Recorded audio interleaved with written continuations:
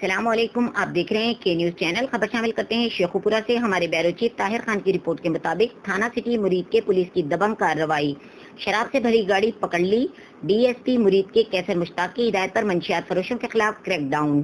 S H O تھانہ city مرید کے زیر نگرانی سب انسپکٹر حاجی عارف محمود نے دوران ناکہ بندی شراب سے بھری گاڑی پکڑ لی، ملزم گرفتار۔